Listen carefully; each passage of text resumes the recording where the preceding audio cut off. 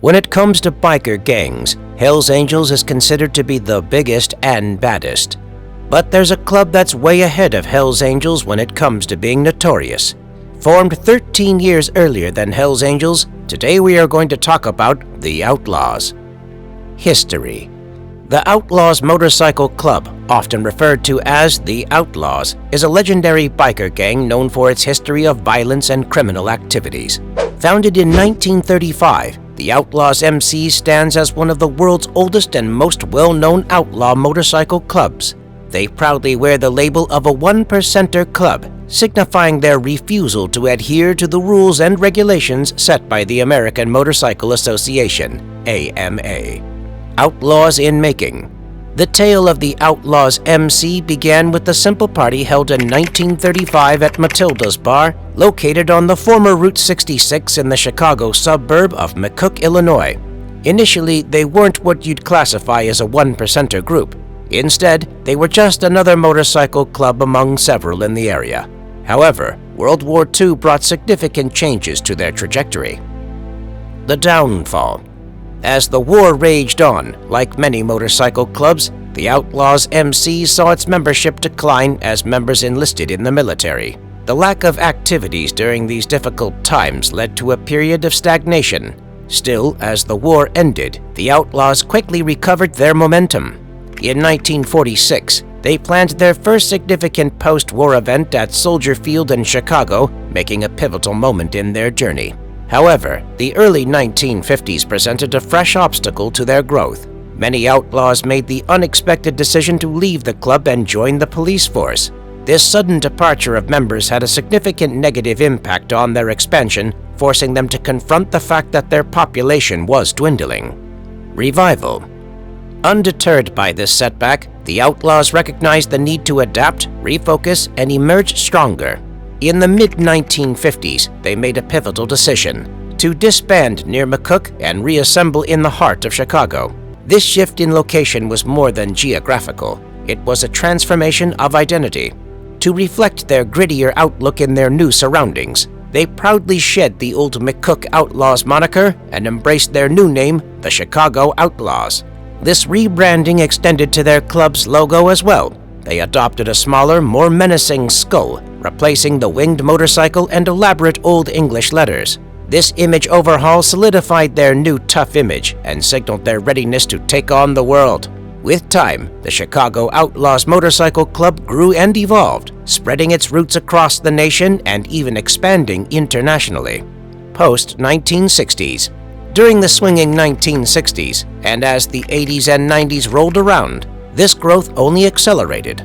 The most influential outlaw motorcycle clubs, including the Hells Angels, Outlaws MC, and Bandidos MC, transformed into formidable transnational organizations. Among these powerful clubs, the Outlaws stood tall as one of the largest and most notorious. At their peak, they boasted a staggering 5,000 members scattered worldwide, with a network of 416 chapters spread across 41 different countries. Their reputation was that of fearless riders who roamed the roads with unwavering dedication. Tales of notoriety. But the history of the Outlaws MC took a dark turn as some members crossed paths with the law in intense encounters. One such example is Ryan Big Red Dano, a former president of the London Outlaws Motorcycle Club. His life took a drastic turn when he was arrested and charged with assault causing bodily harm, allegedly against a woman. Outlaws in Detroit. The criminal activities of the Outlaws Motorcycle Club extended beyond individual incidents and localized chapters. In Detroit, a group of 14 Outlaws members found themselves caught in the crosshairs of justice. Their guilty pleas revealed a shocking web of violent crimes, racketeering, illegal drug distribution, and firearms violations. What made this case even more intriguing was that it implicated not just low-level members, but leaders and gang associates from chapters in Fort Wayne, Indianapolis, and various Detroit regions. Chaos in London.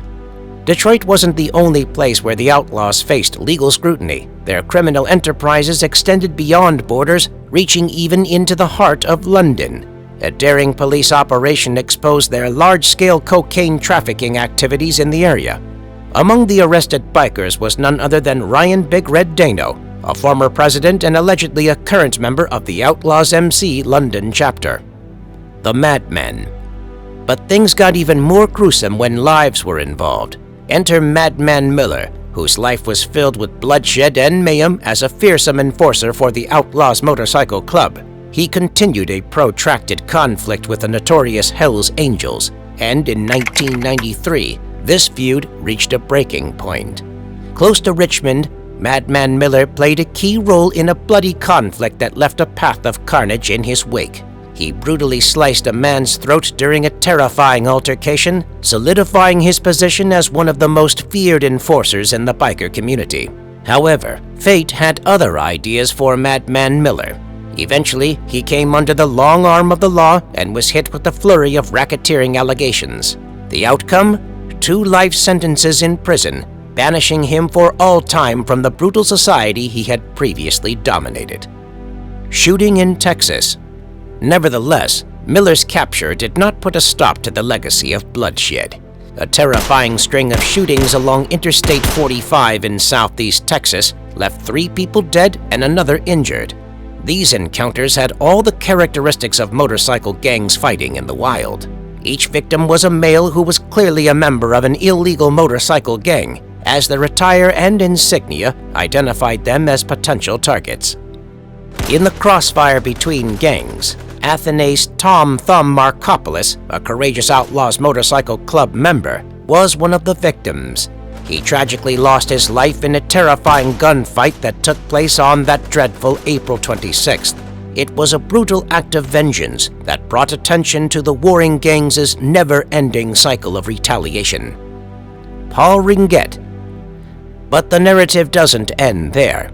In the dead of night in 1978, Paul Ringett, a Hells Angels member, ordered a violent assault on Gene Gontier, an associate of the Outlaws Motorcycle Gang.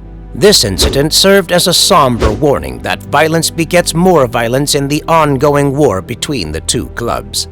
On June 24, 2007, another member of the Outlaws MC from Roberta, Georgia, named Frank Rigo Vitale, met a tragic end in yet another chapter of motorcycle history.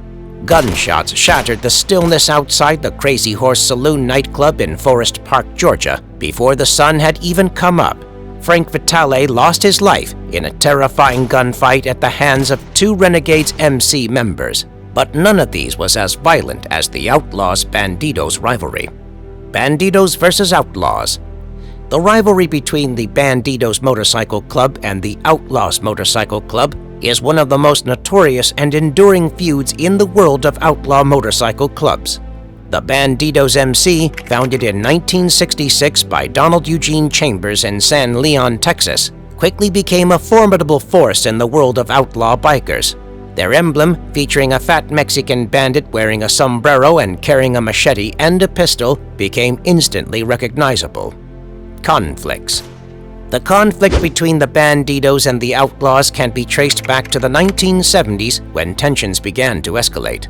The exact cause of the feud is a subject of speculation, but it is often attributed to territorial disputes and clashes over drug trafficking operations. Both clubs were expanding rapidly and looking to establish dominance in various regions. One of the most notorious incidents in this rivalry occurred in 1984, when a violent clash erupted between Bandidos and Outlaws members at a motorcycle rally in Colorado. The confrontation resulted in multiple injuries and arrests, further fueling the animosity between the 2 clubs. Territorial battles became a defining aspect of this feud. Both the Bandidos and the Outlaws sought to establish control over lucrative drug trafficking routes and criminal enterprises. This led to a series of violent conflicts in various states, including Texas, Florida, and Illinois. The 1990s saw a continuation of the hostilities between the 2 clubs, with shootings, bombings, and assassinations becoming disturbingly common. In 1994, a car bomb exploded in front of the Bandidos clubhouse in Melbourne, Australia, killing several members. The Bandidos blamed the Outlaws for this attack, further escalating tensions. In 2006, the feud between the Bandidos and the Outlaws reached a tragic climax in Shedden, Ontario, Canada. In what became known as the Shedden Massacre, 8 Bandidos members were brutally murdered, allegedly by members of the Outlaws. This shocking incident sent shockwaves through the outlaw biker community and resulted in a significant crackdown on both clubs by law enforcement. Despite the Shedden Massacre and the subsequent arrests of those responsible, the rivalry between the Bandidos and the Outlaws was not entirely subsided.